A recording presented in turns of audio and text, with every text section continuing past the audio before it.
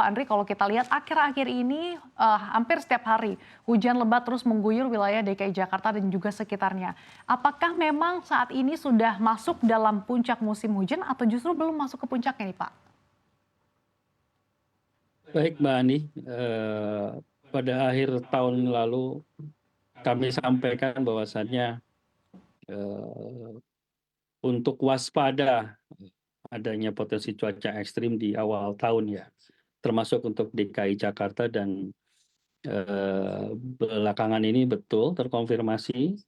Kita lihat pantauan dari data citra radar kami, satelit kami, seminggu terakhir khususnya DKI ataupun Jabodetabek ya, secara umum eh, mengalami hujan ya, terjadi hujan bervariasi ringan bahkan sangat lebat ya beberapa lokasi dan itu menimbulkan banjir untuk wilayah-wilayah tertentu ya yang memang menjadi langganan banjir di situ. Lalu tadi pertanyaan apakah ini puncak? Betul ya, di kami juga pernah menyampaikan di akhir tahun bahwasannya untuk DKI ataupun Jabodetabek ya perlu diwaspadai adalah puncak musim hujan mulai masuk di Januari hingga Februari. Dan tentu ini sudah mulai terasa dampaknya. Dan dari hasil analisis terakhir kami pun juga ini masih akan terus berlangsung kondisi ini untuk sepekan ke depan. Bahkan mungkin hari ini dan besok juga perlu diwaspadai ya. Hari ini saya lihat dari citra data terakhir cukup merata di wilayah Jabodetabek ya. Dan besok saya kira ini juga potensi ini masih konsisten ya. Ada potensi hujan sedang hingga lebat, utamanya di wilayah selatan dari DKI. Demikian, Oke, Mbak jadi Andi. patut diwaspadai esok hari hingga sepekan ke depan. Kalau dari BPBD sendiri Pak Haji seperti apa? Ya, jadi BPBD DKI Jakarta ini kan kami selalu memantau ya berdasarkan prediksi BMKG.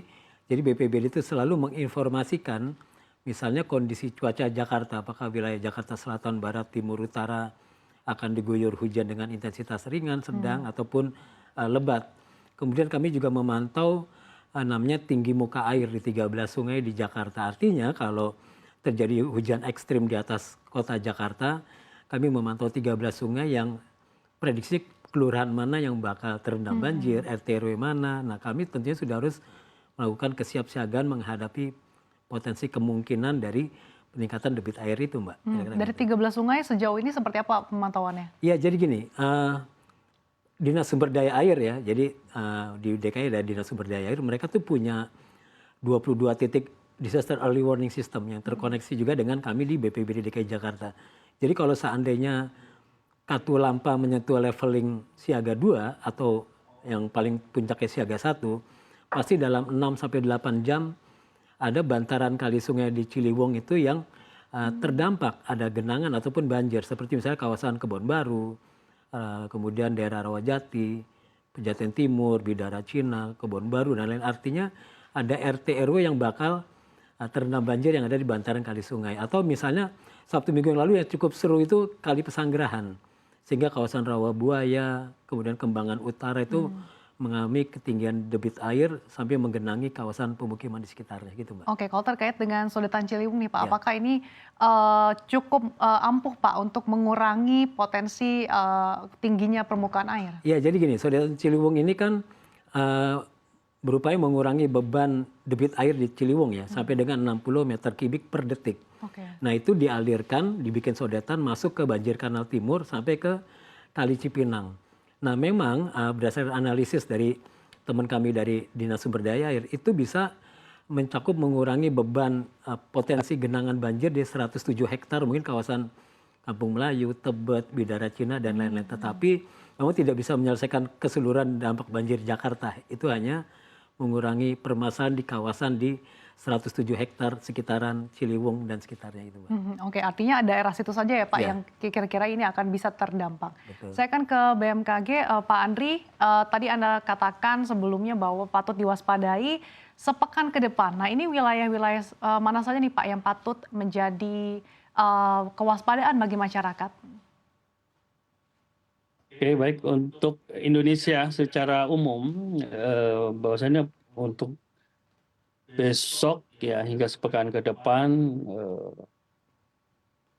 wilayah-wilayah seperti Sumatera ya, Sumatera Barat, Aceh, Riau, Jambi, Bengkulu itu dominan hujan cuacanya sepekan ke depan dan tentu ini masih terus kita pantau dan perlu diwaspadai bersama. Lalu juga wilayah Kalimantan cukup rata, Kalimantan Barat, Tengah, Selatan ya. Kemudian juga termasuk Jawa, Pulau Jawa juga masih perlu diwaspadai. Kemudian di NTT, NTB ini juga berpotensi ya. BMKG menghimbau masyarakat untuk selalu update ya, karena kami dari informasi ya peringatan dini itu ada beberapa level waktu. Pertama seminggu, 10 hari seminggu, kemudian 3 harian, dan juga bahkan hingga 3 jam sebelum, 1 jam sebelum. Kami terus update potensinya apabila eskalasinya meningkat, utamanya adalah untuk potensi cuaca ekstrim, hujan lebat dan sangat lebat yang disertai angin kencang. Dan tentu ini harus masyarakat harus selalu mengupdate ya, aware terhadap adanya Apakah potensi ada tersebut ya. potensi banjirop, Pak Andri? Untuk saat ini kami pantau banjirop belum terindikasikan ya. Ini kan terkait ada peningkatan muka air laut ya. Dan saat ini masih kondusif untuk banjirop, tetapi yang saya sampaikan tadi ya, banjir yang dari bantaran sungai, luapan sungai atau dari curah hujan ini yang perlu diwaspadai. Khusus masyarakat yang bertinggal di bantaran sungai itu hati-hati terhadap luapan banjir, lalu juga yang tinggal di dekat ya topografi yang curam, bertebing, itu waspadai longsor dan juga banjir bandang. Ini yang mungkin stakeholder terkait BPBD ataupun secara nasional BNPB juga untuk ikut melakukan early action terhadap early warning yang dikeluarkan oleh BMKG. Oke, artinya perlu kolaborasi dan juga sinergi bersama gitu ya Pak, tidak hanya bisa Selalu. mengandalkan dari updatean BMKG.